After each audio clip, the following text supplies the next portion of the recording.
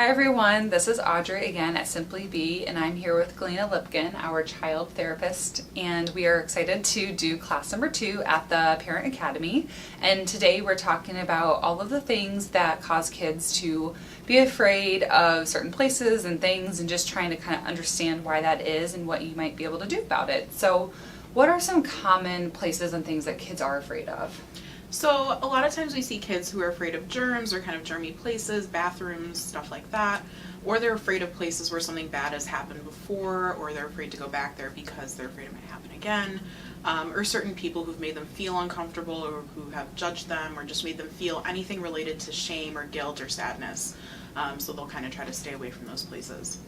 And so what you're saying is that sometimes it is a concrete event that is very clearly a trigger, but then other times it could be really subjective. Like they might feel ashamed at a restaurant because they threw up at the table, for example, and so they're ashamed not because someone shamed them, but because they feel bad just because something spontaneous happened.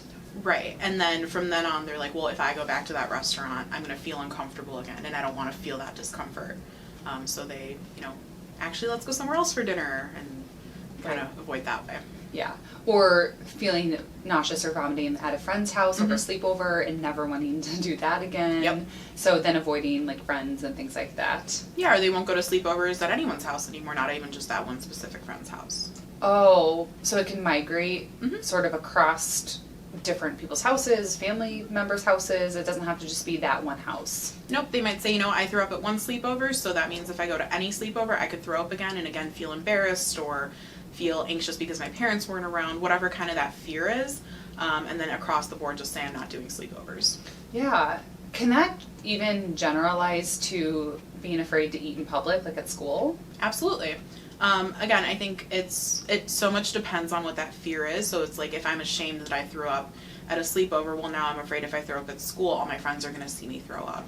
Or if I throw up at, basketball practice, that's, I'm going to feel ashamed again too. And so it just kind of snowballs into this bigger avoidance.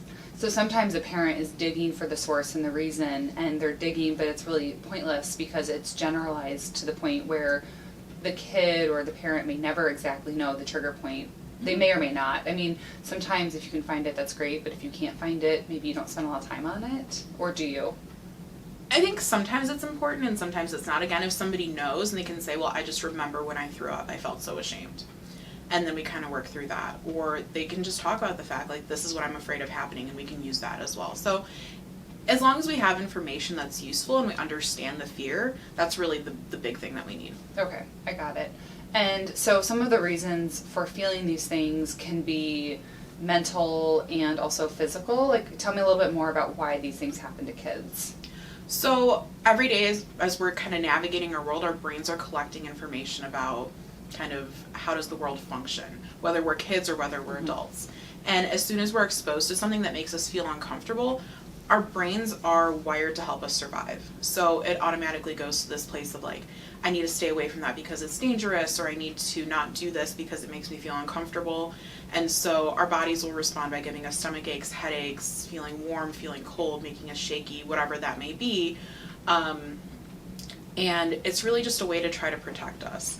The reality is a lot of the things that our anxiety responds to on a realistic and very rational level don't actually pose a threat to our safety. It's just the way that our brains respond because it's a bit of almost like an overreaction to just an everyday occurrence. Yeah, it's almost that evolutionary idea where you have to be a certain way around your tribe and your commune so that you don't stand out. Because if you stand out, you could potentially get kicked out, or you might be a threat to the leader. So evolution says that we need to stay very consistent and not stand out. But if you're at a birthday party and you're 11 and you vomit, you throw up, you stand out, you get made fun of, evolutionary purpose of the emotion says, oh my gosh, the tribe is not going to include you, they're going to kick you out, and then you have to hunt and gather together. So if your community's kicking you out, you become ashamed or anxious or worried, and so in order to never feel that again, you just don't go to the slumber party. right? Right. Yeah. Yeah, and the way I kind of talk about it is, depending on how someone responds to it, it's like an overactive alarm system too. And so, I threw up at a birthday party and people are going to, realistically people might forget about it 20 minutes later, but in our brains it's kind of like I burnt the toast and the sprinkler system went off instead of me just opening the window and letting the smoke out. Right, yeah. So kind of keeping it all in really, really tight and then not letting it go, basically, like not letting it go. And letting things go is a resiliency factor that keeps kids out of an anxiety disorder. But some people don't have that resiliency factor of letting things go. They hold on to them, and so that might be a vulnerability to going into a more disordered feeling of anxiety rather than like just a moment of anxiety. Sure. Yeah, and that can be the difference too. And so let's say they burnt the toast and the sprinkler alarm went off and they cannot let it go. It's manifesting. So they would involve a therapist because it's, interfering with different situations like school and friends and sports. What do you do in therapy for that? So one of the most effective approaches to treating anxiety and any sort of kind of avoidance behavior related to anxiety is exposure response prevention, or ERP.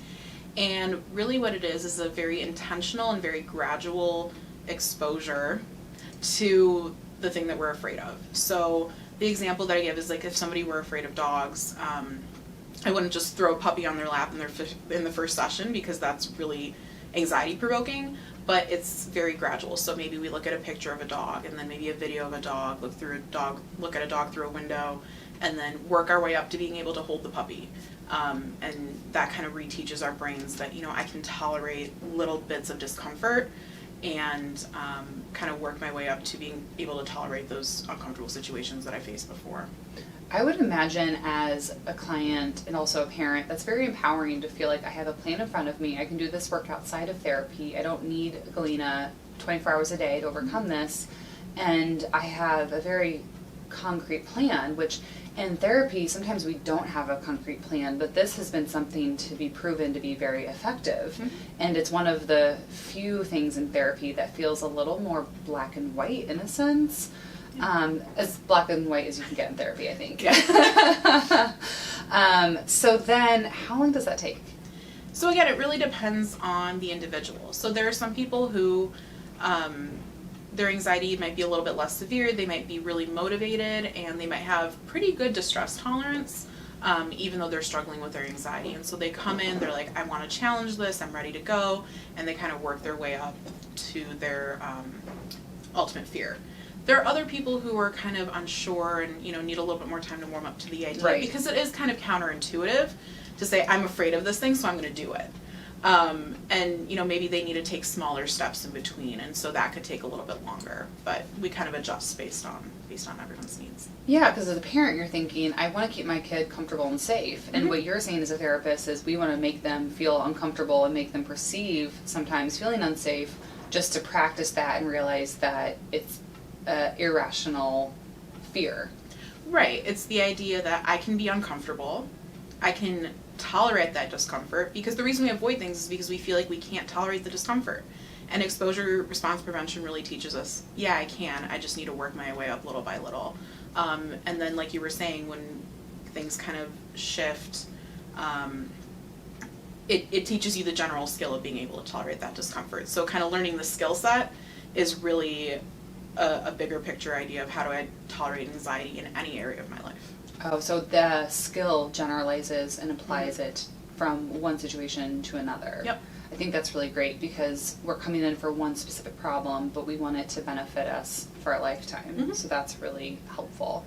And that makes sense to me. What if I'm not quite ready to make that call for my child and I'm not quite ready to jump into this protocol? What can parents do at home to try to kind of ease it? Let's say, for example, if a child is afraid to wash their hands because they think it's bad luck, and it seems like a problem and a parent needs to watch it. Like, what would be their first step to help their kid? So really kind of working with the kid and figuring out what is a small step that we can take towards washing our hands. What seems tolerable?